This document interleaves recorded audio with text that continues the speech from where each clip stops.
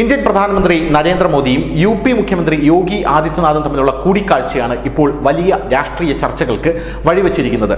UP മുഖ്യമന്ത്രിയായിട്ടുള്ള Yogi Adityanath പ്രധാനമന്ത്രി നരേന്ദ്രമോദിയെ കുംഭമേള ക്ഷണിക്കാനാണ് പോയത്. പക്ഷേ ഈ ക്ഷണിക്കാൻ പോയതിൽ ക്ഷണക്കത്ത് കൊടുക്കാൻ എത്ര സമയം വേണ്ടിവരും, അതിന് 1.5 മണിക്കൂർ വേണ്ടി വരുമോ എന്നാണ് രാഷ്ട്രീയ നിരീക്ഷകർ എല്ലാം ചോദിക്കുന്നത്.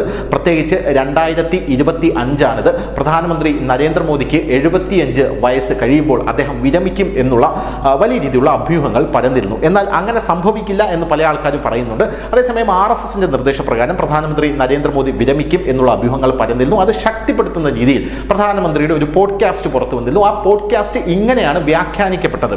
ആ പോഡ്കാസ്റ്റിൽ നിഖിൽ കാമത്തിനോട് പ്രധാനമന്ത്രി പറയുന്ന ഒരു കാര്യമുണ്ട്: ഞാൻ ഒരു മനുഷ്യനാണ്, അതുകൊണ്ട് തന്നെ എനിക്ക് തെറ്റുകൾ സംഭവിക്കാമെന്ന്. ഗോത്ര കലാപത്തിന്റെ ഭാഗവുമായി, ഗുജറാത്ത് കലാപത്തിന്റെ ഭാഗവുമായി ബന്ധപ്പെട്ടാണ് അദ്ദേഹം ഇത് പറയുന്നതെങ്കിലും അതിനുശേഷം രാഷ്ട്രീയത്തിലേക്ക് ഇനി വരുന്ന ആൾക്കാർക്ക് ഒരു ദൗത്യവുമായി വരണം എന്ന് പ്രധാനമന്ത്രി പറയുന്നു. ആ ഇനി വരുന്ന ആൾക്കാർ എന്നുള്ള ഭാഗം പ്രധാനമന്ത്രി വിരമിക്കാൻ പോവുകയാണെന്നും അതുകൊണ്ട് ഇനി അതിനുശേഷം വരുന്ന ആൾക്കാർക്ക് അദ്ദേഹം കൊടുത്ത സന്ദേശമാണ് ഇത് എന്ന രീതിയിൽ വ്യാഖ്യാനിക്കപ്പെട്ടു. അതിനുശേഷമാണ് ഇപ്പോൾ യോഗി ആദിത്യനാഥുമായുള്ള പ്രധാനമന്ത്രിയുടെ കൂടിക്കാഴ്ച വലിയ രീതിയിൽ ചർച്ചാ വിഷയമായിട്ട് വരുന്നത്. BJP ദേശീയ അധ്യക്ഷനെ തിരഞ്ഞെടുക്കാനുള്ള ചർച്ചയാണ് അവിടെ നടന്നത് എന്നാണ് പറയുന്നത്. പ്രധാനമന്ത്രി നരേന്ദ്രമോദിയുടെ കയ്യിൽ നിന്നും ബാറ്റൺ യോഗി ആദിത്യനാഥ് ഏറ്റുവാങ്ങുകയാണ് എന്നാണ് ഇപ്പോൾ ഈ യോഗി ആദിത്യനാഥുമായുള്ള നമ്മുടെ പ്രധാനമന്ത്രി നരേന്ദ്രമോദിയുടെ ഈ കൂടിക്കാഴ്ചയെ വ്യാഖ്യാനിക്കുന്നത്.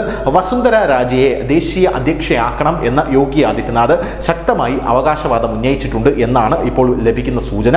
പ്രധാനമന്ത്രിയോട് ഇക്കാര്യം സൂചിപ്പിച്ചു. യോഗി ആദിത്യനാഥ് പ്രധാനമന്ത്രിയുടെ കയ്യിൽ നിന്നും ചുമതലകളെല്ലാം ഏറ്റുമേടിക്കുകയാണ്. അതായത് BJPയുമായി ബന്ധപ്പെട്ട ചുമതലകളെല്ലാം, രാജ്യമെമ്പാടുമുള്ള ചുമതലകളെല്ലാം ഏറ്റുവാങ്ങിക്കുകയാണ്, അത് പഠിക്കുകയാണ് എന്നാണ് പല ആൾക്കാരും സൂചിപ്പിക്കുന്നത്. 2025 ജനുവരി 10 മഹാകുംഭമേളകൾക്കുള്ള 2 ദിവസത്തെ സമഗ്രമായ ഒരുക്കങ്ങൾക്ക് ശേഷമാണ് യോഗി ആദിത്യനാഥ് പ്രധാനമന്ത്രിയെ കാണാനായി അദ്ദേഹത്തിന്റെ സ്ഥലത്തെത്തിയത്.